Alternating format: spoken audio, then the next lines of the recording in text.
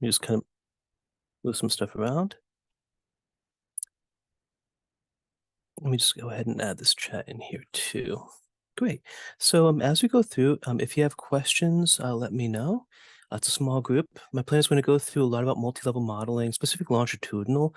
Why do you want to use this approach? And kind of talk through some of the specific things that you might be asked about when you run this type of analysis and what you should report. And also, I'm going to show you some kind of tricks that I do within this too. Um, so I don't do a lot of longitudinal multi-level modeling because I don't really get to use that type of data a lot though. I mostly do a lot of structural equationing modeling. So there's going to be differences of how different folks approach this. So this is coming from an educational psychology and psychology lens. So I just want to kind of preface that. That's the discipline that I'm trained in. So that's kind of how I'm approaching this type of analysis as well. So let me go ahead and put this again into the chat. So these are the links again to the Google Drive. So there's completed output that if you want to kind of walk through later on, there's that. There's data manipulation and simulation code. I went ahead and simulated a measure for that we can do multi-level reliability for a measure. And I'll walk you through that. But mostly you want to go into this code and data, and that's going to be the QMD. That's the R code we'll be using today that's heavily annotated. And then the dailywide.csv file. So that data we're going to be using today for this workshop. We'll also be pulling in some materials too within this. The second link that's in the chat is this link to CenterStat. This is Dan Bauer and Patrick Curran's. They have a kind of this think tank that they have, just really fantastic. So last year, American Psychological Association hosted over the course of 2 or 3 months, it was an intensive longitudinal data seminar series. And what they did was they actually have all the lectures recorded on YouTube, and they have all the materials. So that's a link to the archive of this training session. It was fantastic. Highly, highly recommend it because these are some really big names in the field. Especially Jean-Philippe is just phenomenal. Phenomenal. That's his specialization is multi-level modeling and really intensive longitudinal designs. So I wanted to make sure I provide that resource as well to you. So for multi-level modeling, the idea here is that we have data that's nested, and we're trying to account for this nestedness. If we don't account for it, then we run into an issue with independence of observations because we don't have independence of observations with nested data. So extending that idea for multi-level modeling framework is longitudinal multi-level modeling.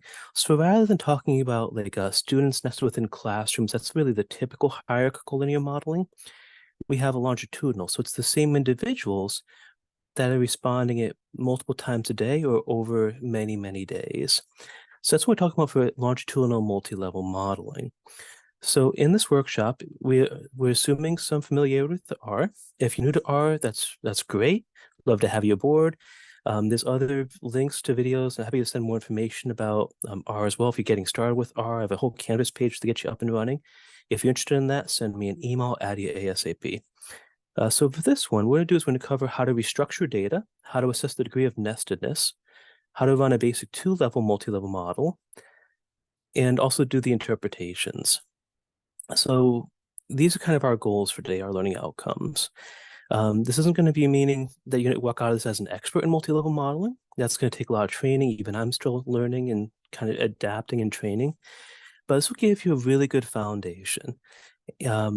So what we're going to be doing today is really kind of going into the code and walk through the step-by-step process and the thinking from my perspective within this. So within the longitudinal multi-level modeling, we have multiple time points for responses from the same individual over time. This could be ecological momentary assessment data where we have multiple small assessments during each day over the course of a week or two, or longitudinal assessments. For today, we'll be doing what's called a daily diary, which is really, really popular in psychology. So the idea is every day someone's completing this survey. So we have, in this case, we have over the course of 8 days, 190 participants took this data and took these responses. It's the same 190 individuals across each day. Now, from a structural point, we can think of it as we have our level 1, which is going to be our time points. We want at least 3 time points for it to be a multi-level model. If you have less than that, when we try to put a line on that, it's going to be problematic because it's always going to be a perfect line. So really, you want at least 3 time points. The more, the better. Ideally, you need at least 10 individuals as your level 2. So think of it as time points nested within individuals. You need at least 10. If you have less than that, you have convergence issues. You can do a Bayesian approach, which I love, but you have to have really strong priors and strong information about that. So really, the more individuals, the more data points you have, the better. So first we're going to do is we're just going to load in all the data, or all the packages we'll be using. I'm going to jump back and forth within the source and visual. I'm using visual for now because I'll be pulling up some equations, and it just makes it easier to talk through the equations. This isn't going to be an equation heavy thing, but I want to make sure that just kind of to help explain as we go through things what's going on here. Again, this is from a psychology/educational psychology perspective. So what I'd like to do is I'm going to load all the packages as a list, and then I have it scan my computer, and anything that's not installed, it goes ahead and installs it. And then we have some of the libraries that'll be active for today. Some of them we'll be activating as needed basis. I'm also turning off scientific notation because I absolutely despise it. It's too much mental math for me, so I like to turn it off by using the options SciPen. So for this data that we'll be using today, this is a public data set from Penn State's Quant Dev Lab, and this code has been adapted from their tutorial, and I've added a bunch of things to it. So for those who aren't familiar with Quant Dev, they are just absolutely phenomenal. Let me go ahead and pull up their website. So they have, this is where I got the tutorial from and some of the data from. It's fantastic. We'll be doing a slight variation of this, so it's not going to be the same thing. And I also include some additional variables and some different methodologies within it. The nice thing with Quant Dev is if you go on the tutorials page, they have a whole bunch of great tutorials, everything from a survival analysis, growth trajectory modeling, intensive longitudinal designs, ecological momentary assessment, and a whole bunch of other things. So it's really, really just a fantastic, so even IRM response here, which I love. So some really, really great stuff there. So highly, highly recommend it. So I want to make sure I give a shout out and credit for them. This is their data, and I modified their code for this workshop. So within this, we'll be using experience sampling. So that's variables at the level 1 or the time point level, as well as we'll have predictors at the individual level. So at the individual level, these are only typically done at baseline. They don't change over time, so they're constant for each data point. Think of it as individual level data rather than daily level data. If you're interested more about the data set itself, there's some fantastic information on their site. Here's a really brief blurb about it, though. So it was experience sampling for daily diaries. So the idea within this is actually from Greg Hancock and John Herring's book. So if you don't know them, two fantastic faculty members at UMD. They do some really, really fantastic stuff. So within this, the idea is we're looking at stress reactivity. That's a person-level dynamic characteristic, and the extent to which an individual's daily negative affectivity is related to how much stress they perceive during the day. So stress reactivity, that's within personal association between daily negative affectivity and daily stress. So we're talking about negative affectivity, viewing the world as a kind of negative. So kind of looking at it that way. So there's 190 participants in the study, and they took the study every day for 8 days. So we kind of talked about the example description. Our outcome is negative affectivity. Higher scores mean more negative view. So that's kind of what we're looking at. We are independent variables. We have our perceived stress. We're going to reform this, so it's going to be reverse coded because right now higher scores mean less perceived stress. I hate when that happens because it's counterintuitive. Higher scores should always be higher levels of a construct in my mind. We'll be also including a level 2 independent variable, which is the baseline neuroticism score based on the Big Five inventory. So this is our multi-level equation, y sub I, y with I sub j. So the I is representing the daily scores from 0. 0 is the first day to 7. The j represents the individual level for notations. So we have our intercept, and we have our slope for x1, our b, x2, and so forth with some error. In this equation, our outcome variable is going to be our negative affectivity. That's our y I sub j. We also have, is a function of the daily specific intercept. And we also have an individual specific slope, in which will indicate the within class association of negative affectivity plus residual error, or E I sub t. Now we can rewrite the specific equation for an individual. The b sub I B0 sub I, which is our intercept for an individual, as gamma 0, 0 plus gamma 0, 1, zi. So the gamma 0, 0, that's our fixed effect for the average individual's intercept. Gamma 0, 1 is individual differences in the individual specific level intercept related to between person differences in the variable. That's a mouthful. The idea is we can break down the equations to account for nested data. That's the idea here that we're going with. So we can also do the same thing for individual specific slopes for our independent variables. And we can kind of break that down into our gammas as well. So we can take these deconstructed betas, put them back to an equation, and look at a more complex equation that looks at the gamma specifics. That's as far as we're going to go with equations. Actually, that's a lie. We'll go a little bit more with a couple of equations, but not going to be anything like this, though. But just to get a sense, it's just regression. That's all this is. It is just regression that's been broken down to account for repeated measures. So what we're going to do first is we're going to load in the data set. So I want to make a note of this because what I did was I restructured the data set that was on QuantDev's website that was in long format, which is what you want to use for multi-level modeling, to a wide format. This is counterintuitive because I just kind of broke things. But what we're going to do now is I'm going to show you how to go from a wide data set, so that is each row is an individual, and convert that into a data format for multi-level modeling. I also simulated items A, B, C, and D for each of the 8 days. That way we can actually calculate within between person internal reliability. So let's say we gave these individuals a 4-item scale every day. We would want to account, or we'd want to report then the within person internal reliability and the between person reliability as part of the study. We can't just toss internal reliability or convex alpha and call it a day. We have to do something a little bit more specialized given the repeated measures design. So first we're going to do is we're going to pull in that data set. So what we did was we went ahead and I downloaded the code and the CSV file put in the same location on my personal computer. So I have it in a little folder. I don't like using setting working directories because it makes it hard for reproducibility. So if I send you this code with a set working directory, you're not going to have that file path. So I don't out of habit do that. So what we do first, we're just going to read in our data set. We take a quick look at it. We go ahead and also look at it this way. So this data is in wide format. So each individual, based on our ID, is a row. And we have our negative affectivity for day 0, day 1, day 2, day 3, day 4, our perceived stress score for day 0, day 1, day 2, day 3, all the way to day 8. We also have our 4 items A, B, C, and D for day 0, day 1, day 2, and so forth. So that's the data structure. What we're going to do is we're going to go ahead and we're going to reformat this so that rather than each row is a single individual, each row is going to become a different day. So we're going to have a long data structure. Now, this is what gets the most tricky part. So what first we're going to do is we also have I forgot to mention this, we also have to pull in some other data too. So we have individual level data. So we need to pull in our neuroticism score. So we're just going to pull that directly from QuantDev's website. We're going to read that in, and we're just going to use the ID and the neuroticism score. So we only save those 2 variables so we can then merge things together.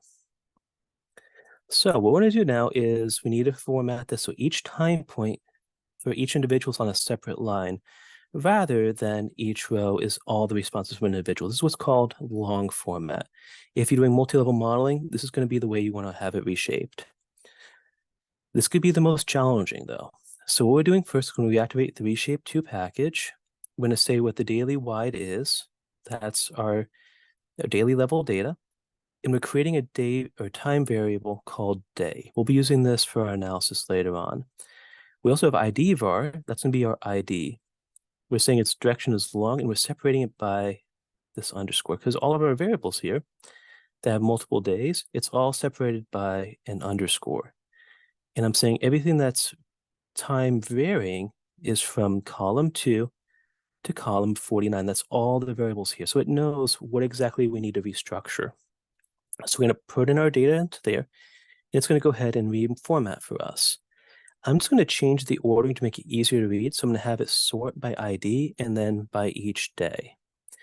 And I'm going to get rid of the row names because I don't like those. So now if we look at our data set, we go and put at the daily level.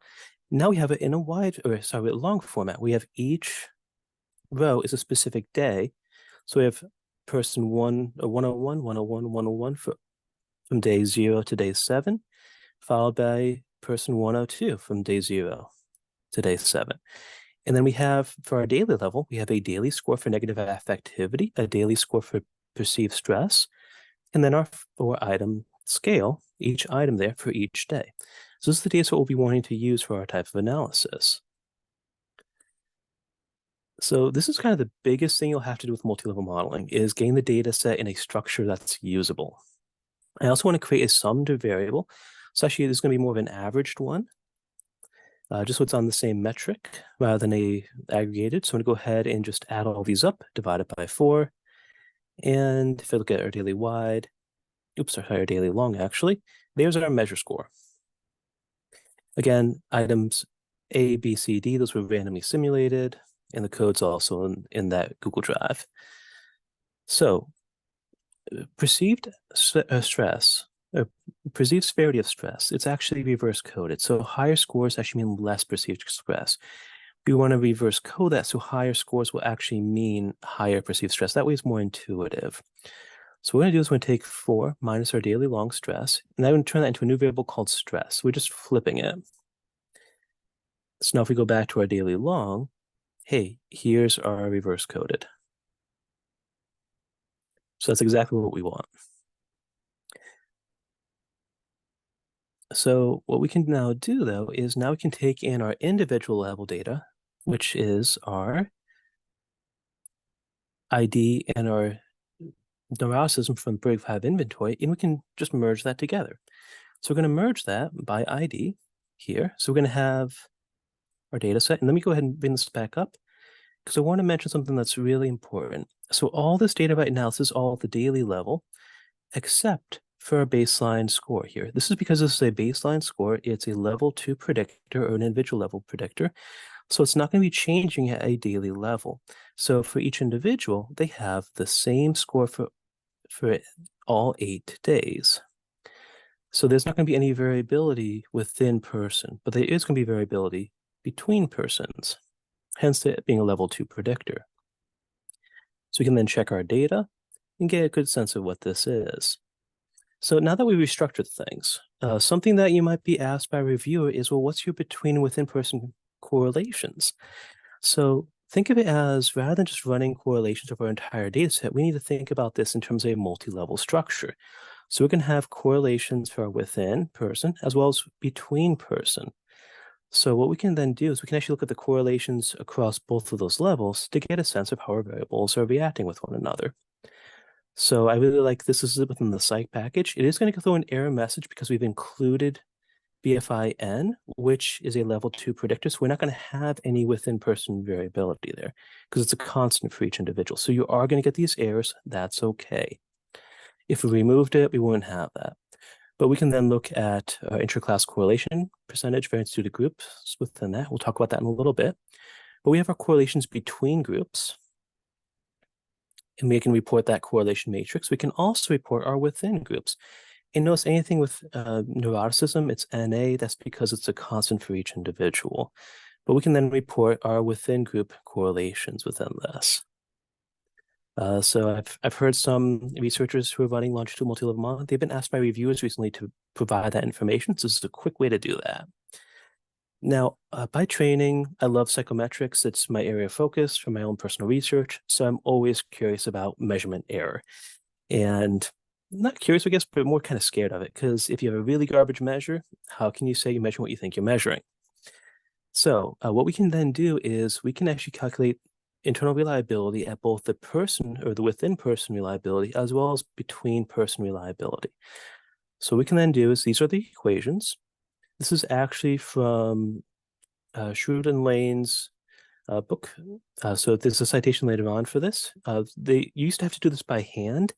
The psych package included a function to be able to do this automatically, but this is the equation if you wanted to use it. So we're using the within and between within this. So we can then extract this. We are going to get some warnings. And this is because I simulated the measurement, the 4-item measure at they're within rather than a true multi-level framework. So it's not going to be a perfect thing.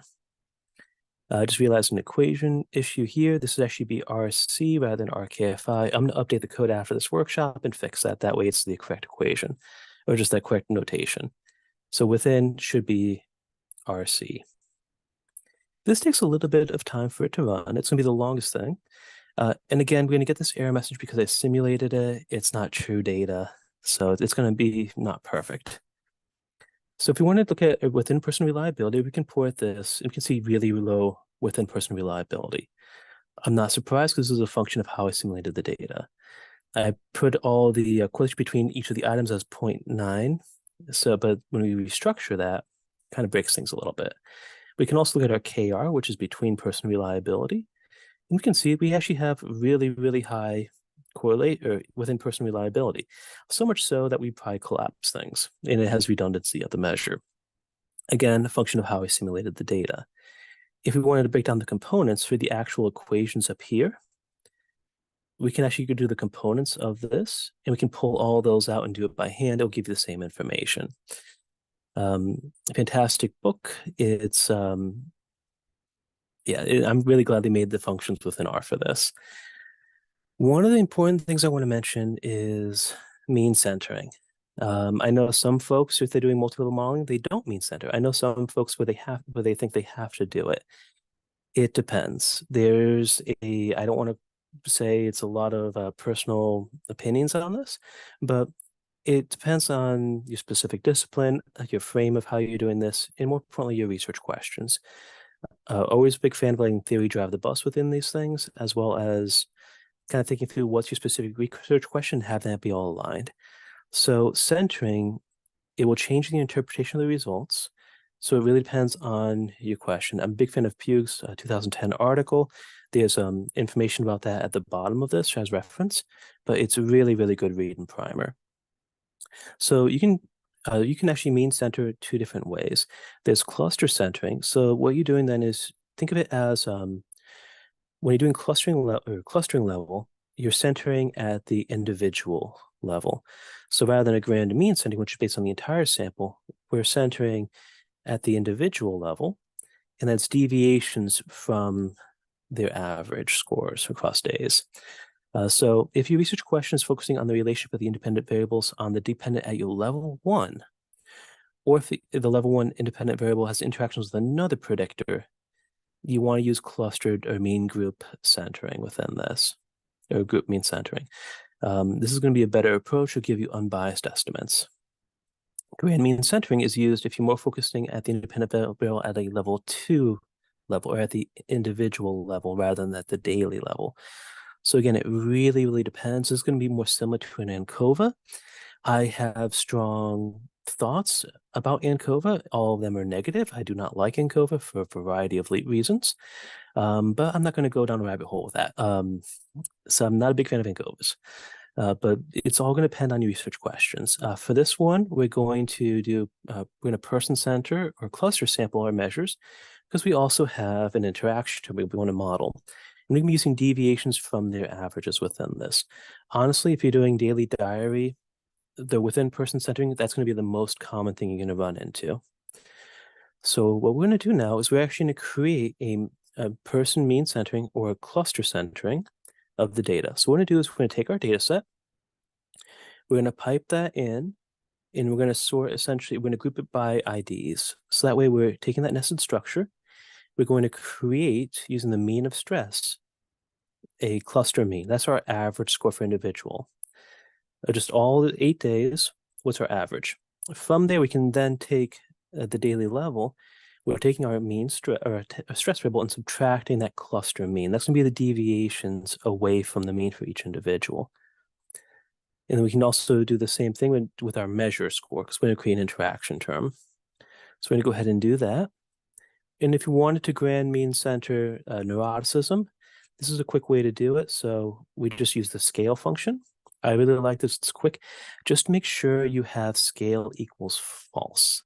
We're also going to turn this into an array later on because it doesn't play nice sometimes.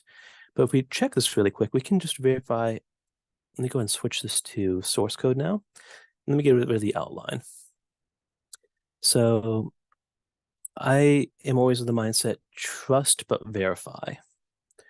So I would want to make sure that within this, we have our original neuroticism score. If we meet grand mean center, well, it should be 0. This is a way just to verify, okay, did we center correctly?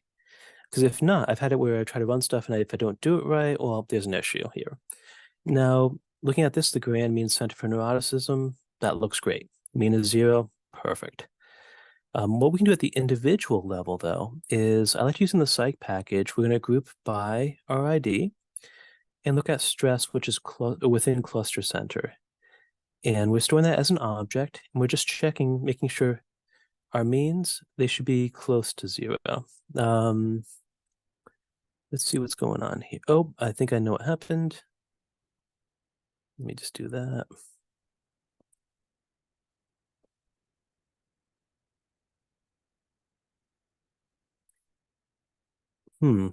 Something weird's happening here. I'll have to update this code really quick and figure out what's going on here because it should be zeros. So that's most unfortunate. I will correct this and re-upload that to the Google Drive the next couple of days. Something in my code is not working right, which is really annoying because this was working yesterday.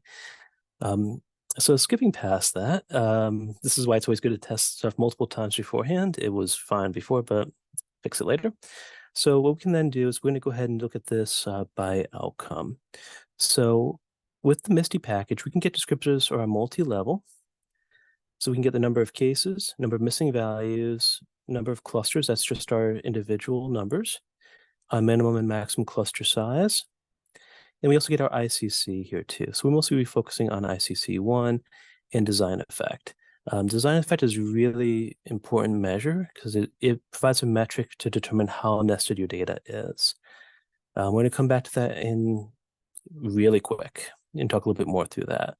If you want to look at within personal associations for a subset of individuals, we can do a faceted plot. So what we're doing is we're just looking at IDs for a certain subset, like any IDs less than or equal to 125. We're just taking a quick look at our outcome of negative affectivity by stress and just taking a really quick look at it. This is breaking the multi-level model because we're looking at individual level. We're not looking at the overall sample. So ICCs, this is going to be a must to report if you're running any sort of multi-level model. So think of it as it's the degree of nestedness. So do you really need to use multi-level modeling? There's some folks who say you have to have a large ICC to run multi-level modeling. There's no good metric for a large ICC, though, and I'm using air quotes with that. It's not a standardized metric, so that you'd probably want to use something called the design effect instead, which has good determinations of, well, at what point do you need to use multi-level modeling? That being said, there's different camps. There's some camps who say you have to have a good ICC, otherwise you're essentially wasting your time because you just run this as an OLS. It's not going to impact things too much. That's one camp, and I want to acknowledge that camp. I'm in the other camp.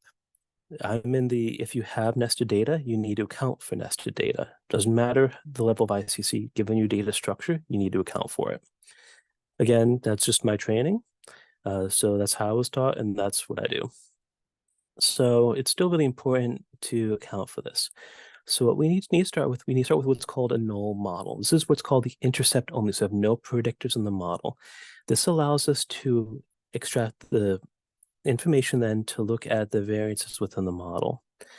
So we're just looking at, can negative affectivity be predicted by the intercept in a random error term for the intercept by using that grouping variable of ID. Now, a daily diary level, this type of longitudinal data, more often than not, you're going to see an autoregressive correlation to account for that structure of the data. It's sometimes called an AR1 correlation. So if I was using just regular multi-level modeling, I'd use the LME4 package, call it a day, good to go.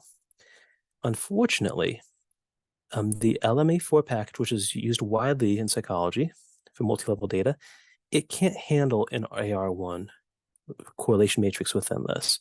So we have to use a different package. So we use what's called NLME. It's nonlinear, a linear, nonlinear multi-level modeling code within this. So it's going to be really similar, But the downside is it can't handle logistic regression. So if you want into that, let me know. I have some working code. Happy to send stuff over. But we're going to include an AR1 given the data structure.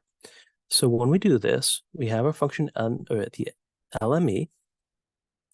We have our outcome and predicted by 1. This is going to be just an intercept only. On the next line, we have random. This is we're going to say what our grouping variables. We don't have a random slope. So we're just going to have a random intercept model, and we're grouping by ID because we have time points nested within ID, or within person. We let them know what data set, and they say the correlation we're using an AR1, and if we have missing data, we're just excluding. So if we run that, this is going to be our null model. So we can take a look at it. We can take out the residual. We have our parameter estimates, number of observations, all that fun stuff, ASC, BIC, like log likelihood, and our value, standard error, and so forth for our intercept. Now then what we can do then is we can calculate the ICC. So what we do is we take the proportional variance of the outcome that occurs between groups versus the total variance present. So it ranges from 0 to 1, so 0 meaning no variance accounted for among clusters, to 1 variance among clusters, but no variance within cluster.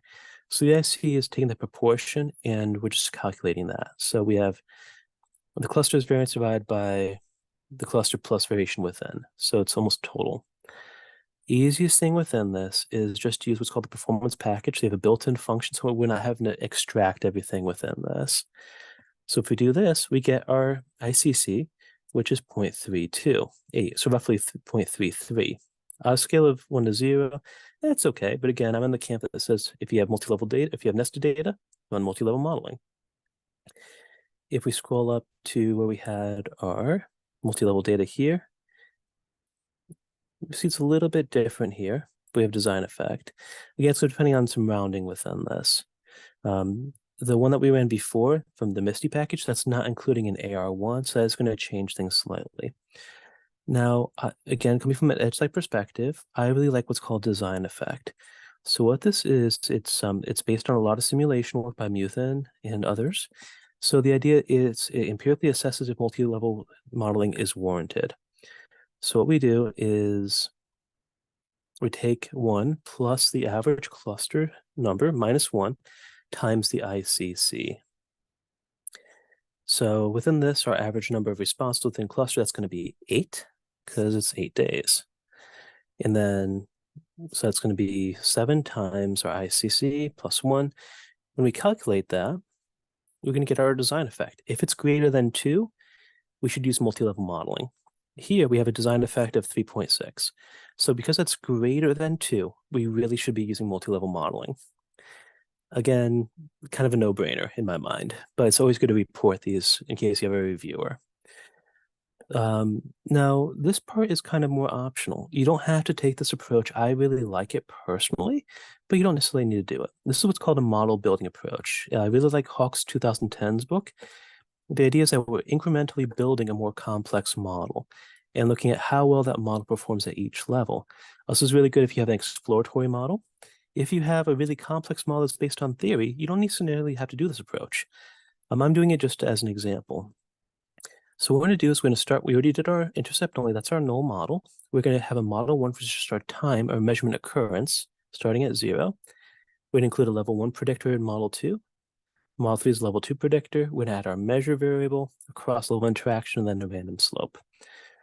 We're going to all do those really quickly, and then later on, I'm going to show you how you do the interpretations of this, as well as how to make a really nice table for it. Now in model 1, even though we ran a null model, we're not going to call this our baseline model. That's because it's not accounting for time. So we really need to do that first. So when we talk about measurement occurrence, typically we count it as 1, 2, 3, 4, 5, 6, 7, 8. Now in our data, I have it coded as 0, 1, 2, 3, 4, 5, 6, 7, 8, or 6, 7. And this is because we want to make sure our intercept can be interpreted as the expected outcome on the first equation. So if we want to use RT, the models are going to be equivalent, but it's going to be more difficult to interpret if you start with 1. Because the value 0 is not within your range of scores of your measurement occurrences. So by making it go from 0 to 7 rather than 1 to 8, your interpretation is going to be much easier because it will actually account for the true measurement occurrences. If you're doing things like calendar age, setting the first observation to 0 is not going to be the best solution, though. So you need to then center maybe on the mean or median of age. So depending on, again, what your research question is, you want to make sure your interpretations make sense. Otherwise, it's going to be really, really challenging. So if we do our baseline model, we're going to keep it the same framework. We're going to have our outcome, intercept, and we're just adding plus day. And if we look at our daily, our day starts at 0. So we're just doing an AR1 as well, accounting for that nested structure. If we go ahead and run this, now we're just going to have the predictor is just a day, but that's just accounting for day. We don't necessarily have to interpret that. Our p-value is statistically significant, it's 0. Technically, it's less than 0.001. It just kind of rounds some things within NLME. Because then we can go ahead and see what we have here too. Now, what we're going to do then is we're going to add in our person-centered stress. So we're going to add just stress, with perceived stress for each day. And we're just adding and we're building each level a more complex model. What we could also then do is we could then, if we wanted to, we can extract our ICs or AICs and look at which one has the lowest AIC as a measure of misfit. So we have a 3021 here. If I go back here,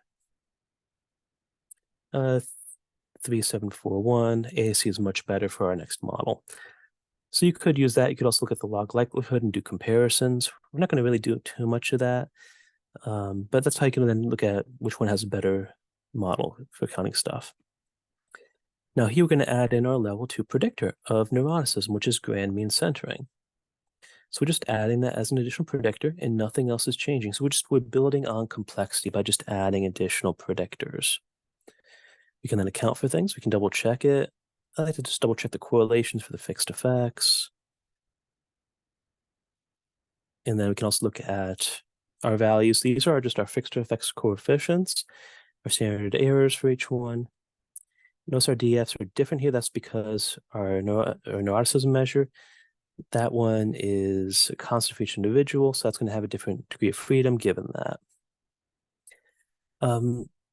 Something that's different within NLME versus LME4 that I want to mention just in passing is NLME provides p-values.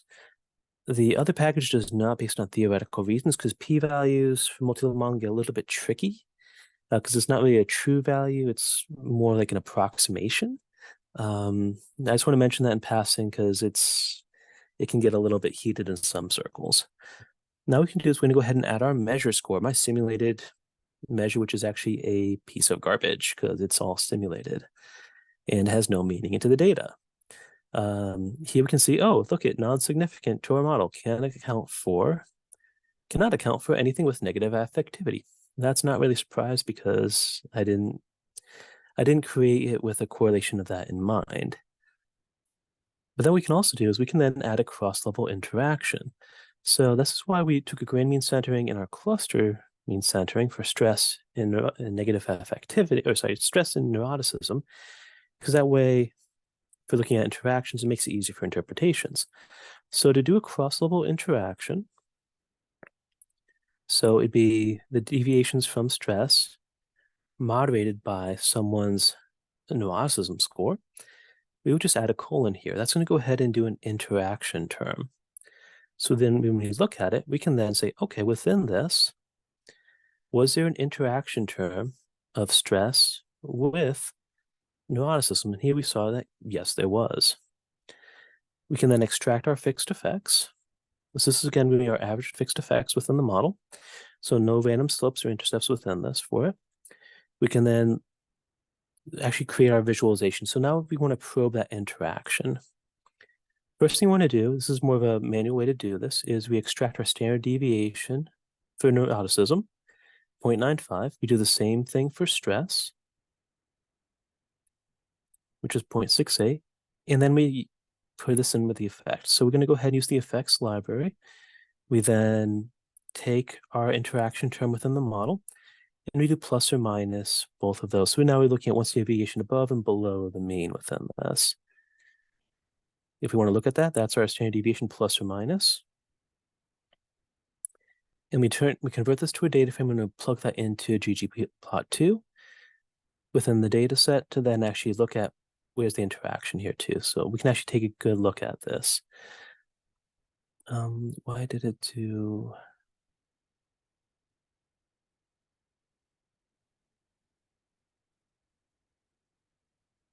CWC.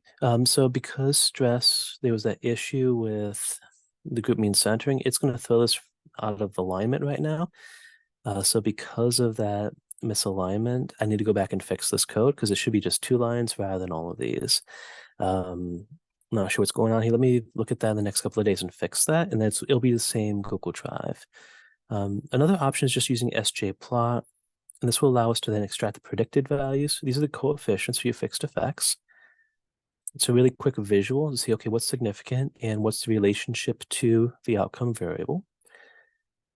We can then just extract our predicted values here. We'll use the same plus or minus standard deviation for negative affective, for neuroticism, I mean.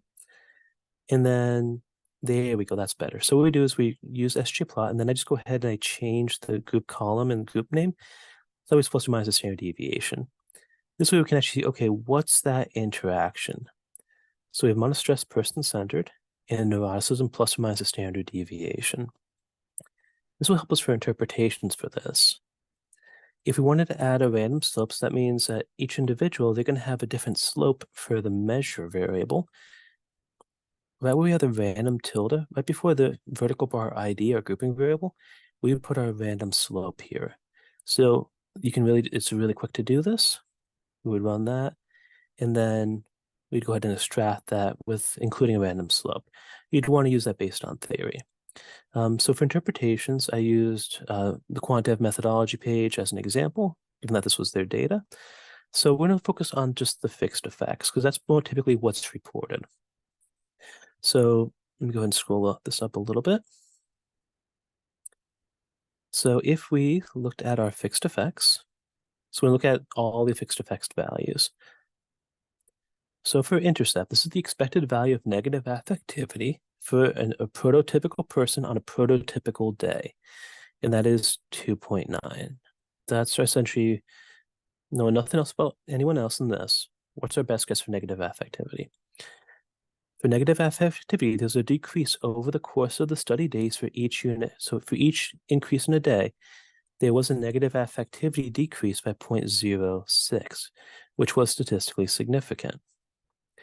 Looking at neuroticism, individuals with higher neuroticism scores tended to experience slightly higher negative affectivity, about 0.17, which is also statistically significantly different from 0. For our stress, CWC, this is one that I need to go back and fix a little bit. So the numbers are slightly off here. Actually, no, they're pretty close with rounding, okay. So within this, on days where prototypical individuals perceived stress was higher than usual, so that's they have a higher deviation than their mean, their negative affect also tended to be higher than usual. But it's 0.84 was the coefficient, which is statistically significantly different from 0. For measure, that's the simulated one. Here we see that was non-significant, negative 0.03 with rounding. So on days when a prototypical individual's measure scores were higher than, let's see, this one was higher than usual, I should say, the negative affectivity tended to be slightly lower, but that was not statistically significant from 0. For interaction, differences within person association between stress and negative affectivity were moderated by neuroticism stress level. So we then want to interpret that, then we'd also want to look at the figure and interpret that figure more directly. And we can also look at the confidence intervals for both random and fixed effects. So we kind of just plug that into intervals, and we get the upper and lower bounds for estimates, as well as the random effects one as well. For effect sizes, so there's different ways to do this for multi-level modeling. The first one's going to be analogs for R squared, similar to regression. The second is proportional reduction and variance. So this is a different way it's a more common way to do it. It's not as easy to interpret as R squared. So R squared is less common in multi-level modeling. If you wanted to do the R squared, here's the equation. I'm not going to turn it back over to visual, but there's the equation if you wanted to calculate it by hand. So we can go ahead and extract things. If we want to do that, we would just turn the variance covariance matrix here. That's our model 1. We're using model 5 here. We would take our model 1, which is our baseline, because you want to use the baseline rather than the null for longitudinal. And then we can kind of plug that in to get our level 1 R squared. So our R squared based on level 1 predictors. And what was our R squared for our level 2? We can't really just add them together, though. That's not how this is going to work. So there's other recommendations here, too. So there's a great package. This was by Weitz and Strube. So they have an R package that can calculate different variations of the R squared. So they also have a Laudenbusch and Verk one. So different variations again. So it's also more common to actually use the proportion reduction. So we can calculate that for each of our different predictors as well as our intercepts. So we just kind of plug this into a random effects that we extracted to before and calculate that. So just proportion reduction and variance by including that within the model. For level 2, we can also do the variance components here, proportional reduction in the intercept, and then go ahead and do that same thing. If you wanted to get the R squared that's automated, this is the Strube and Weitz one. So it's a quick decomposition. If we chose our model 1, we can plot that in there, and we can look at so this is just a model 1 that's just our time variable included in our model. We'd be able to look at what's the fixed slopes, intercept variation, and what's left over, what's the residual from that. If we did our model 5, we can get a within cluster R squared or between cluster R squared and reduction in mean square prediction, which is more common. So we can also then account for these. So different ways of accounting for R squared as measure of effect within this. It's again, want to mention that proportion reduction, it doesn't behave like R squared because you're comparing one model to another rather than the amount of variance explained by the dependent variable. So really different interpretations. If you like me and like standardized beta weights, we can just plug in our model, look at the partial, and then we get our standardized estimates. Here, intercept drops out of the model within this, but then those are our standardized scores. We can also look at our unstandardized coefficients, which is just our basic information here too. Now, because I did a modeling approach, this is a quick way for table creation rather than having to do this painstakingly within Excel. Please never do that. You're more likely to make an error within this. So this is a quick way I like to do it. I start with a model list, and then I add intercept model baseline, and I just plug in all the models I ran. So essentially I have a list of models. I can then plug this into a package called model summary. I put the list in there, and I just have my stars for statistical significance test within for HTML. It's going to give you this nightmarish HTML code. So if we rendered this would actually make sense. But what you can then do is you can have it be output as a docs file. And then we'll let that run for a second. And wait for this to update. There we go, it's updated. So now if I open up this in a Word doc, this is what we had our plug out to. We have our intercept only model. There's our intercept. We have day. So it's all of our models here in a table. We can then remove stuff. It has some additional information like ASC, BIC, the ICCs, which is a constant. So I'd probably want to remove this because you know what, I really don't care about that in the table. But that's a really quick way to make a table that has all the different models in there that you can then guide readers to. So I'm really a big fan of kind of working smarter, not harder with this. Below here, so with multi-level modeling, there's a chance where you might have just issues where it just doesn't want to converge. Sometimes it will converge and it's fine. Sometimes it won't converge and it's like, okay, well, can I trust the results? Can I not? Because sometimes it won't converge, but you can still use the responses or the information. Sometimes you can't. So this is kind of it's been commented out here. So you'd have to get rid of these and add an extra little, um, make it an R chunkier. But these are codes that I use to then assess for conversions. And is it okay based on the different codes, or if it's not, what are some different ways to then try to almost like kickstart the model? If there's a singularity, different optimizers that can be used. So it's essentially just sandbox code that you can try different things with. Um, when all else fails, I throw Bayes at it, and I do Bayesian multi-level modeling. It's more flexible. It can account for violations better. It's really great. It just there's also a lot of additional steps, and you have to really think about the distributions and your degree of the certainty and uncertainty within the model.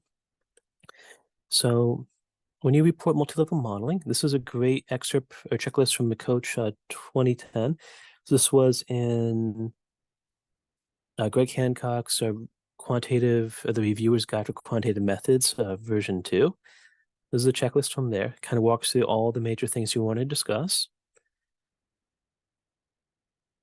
And then some really great citations. The Hawks book I really like. Gelman and Hill's phenomenal. And a bunch of other ones if you're really interested. There's also, wherever I got code, I want to make sure there was resources and kind of pointing you to those specific resources. Our Psychologist Functional Model, that's a really fantastic one. Ren Vandershoot's another really great one. If you're using different covariance structures, we really didn't talk about this. We assumed an AR1, but let's say it's a different type of matrix or covariance structure. These are some different ways you can go about doing that and learning how to incorporate those within the model.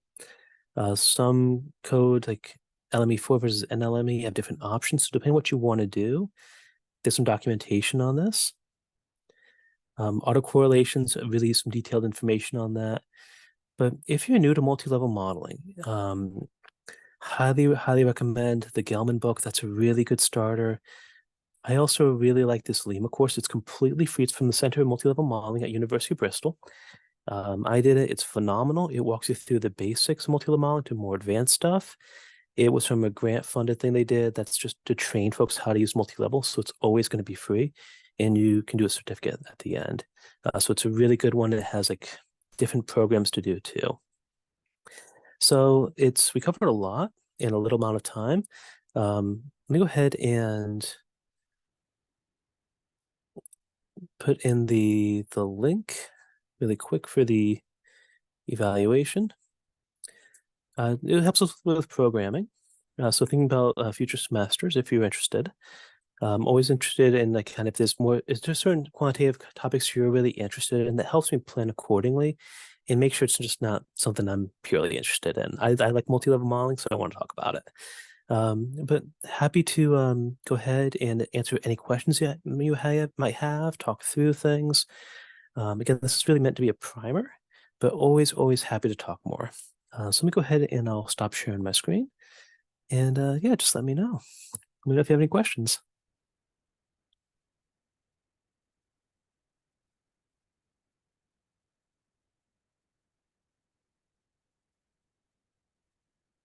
And again, I'm gonna make some updates to the code, make that correction that when I kind of threw everything for a loop. Not sure what happened there, but I'm gonna update that onto the one or the Google Drive in the next couple of days. Let me go ahead and also put in my email address. So always happy to chat more. I love talking about this stuff. So if you have questions, always kind of happy to do one-on-one consultations, just kind of talk through your research project. If you do multi-level modeling, awesome. If you're not, that's awesome too. And just thank you all so much for attending this workshop. I hope it was helpful. And again, feel free to let me know if there's things you want to learn or things that'd be of help. Or again, let me know if you have questions. Again, I threw a lot at you, so it's this is gonna be recorded and happy to send the link out to you.